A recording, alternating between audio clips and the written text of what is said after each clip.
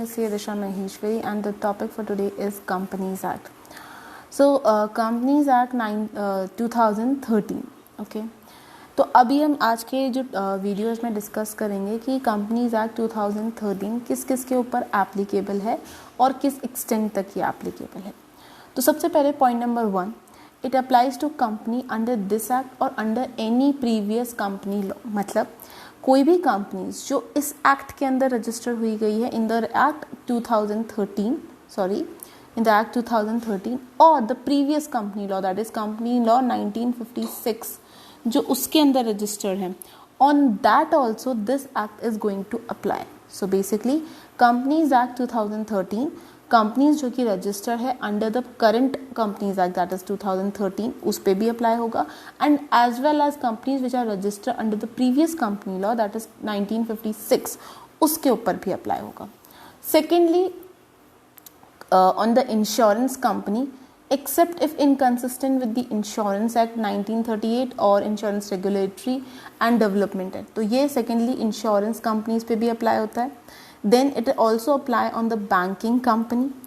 Then it also apply on a company which is engaged in the generation or and supply of electricity, except if it is inconsistent with the Electricity Act. ये जहाँ पे भी ये चीज़ लिखी हुई है ना, except if inconsistent with the Insurance Act, except if inconsistent with the provision of Banking Regulation Act. इसका मतलब ये है कि अगर सपोज बैंकिंग रेगुलेशन एक्ट है या इलेक्ट्रिसिटी एक्ट है या आपका इंश्योरेंस एक्ट है उसमें कोई प्रोविज़न है और बैंकिंग आपका कंपनीज एक्ट में कोई प्रोविज़न है, अगर आपका इंश्योरेंस कंपनी में कोई प्रोविज़न है और कंपनीज एक्ट में कोई प्रोविज़न है तो उस कंडीशन में सबसे पहले इंश्योरेंस कंपनी का प्रोविज़न अप्लाई होएगा. अगर इंश्योरेंस एक्ट के अंदर कोई प्रोविज़न नहीं है तो फिर कंपनीज एक्ट लगेगा. मतलब सबसे पहले इंश्योरेंस कंपनी पे insurance regulatory and development act लगेगा. अगर उसमें कोई प्रोविज़न नहीं है किसी रिगार्डिंग और तो फिर आपका कंपनीज एक्ट लग जाएगा. उसी तरीके से बैंकिंग एक्ट कंपनीज के ऊपर पहले बैंकिंग रेगुलेशन एक्ट लगेगा.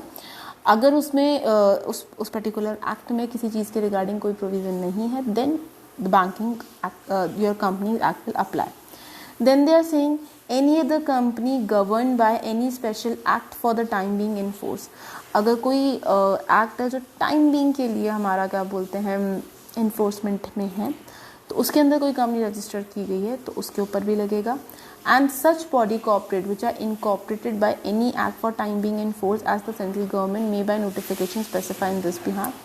सो अगेन कि अगर कोई कंपनी सेंट्रल गवर्नमेंट के द्वारा आपके सेंट्रल गवर्नमेंट अगर किसी कंपनी को नोटिफिकेशन देती है एंड कहती है कि उसके अकॉर्डिंगली कुछ कंपनी को हम रजिस्टर कर रहे हैं किसी एक्ट के अंदर तो उसके ऊपर भी ये लगेगा.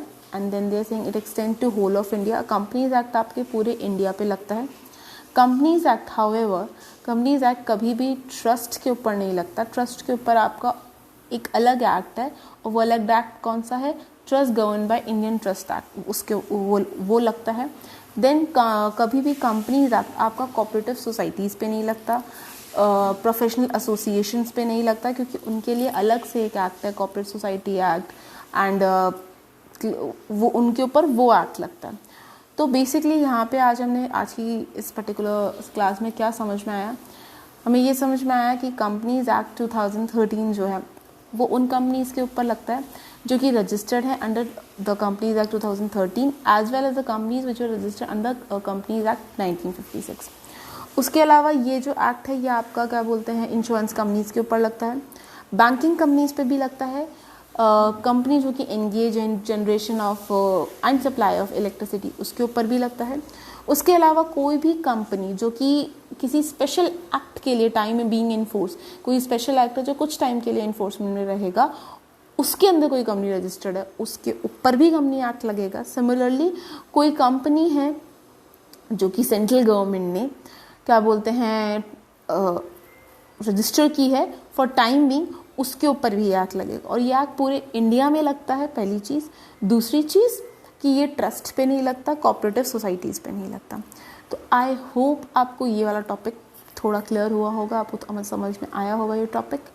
And for more such videos, like, share and subscribe. Thank you.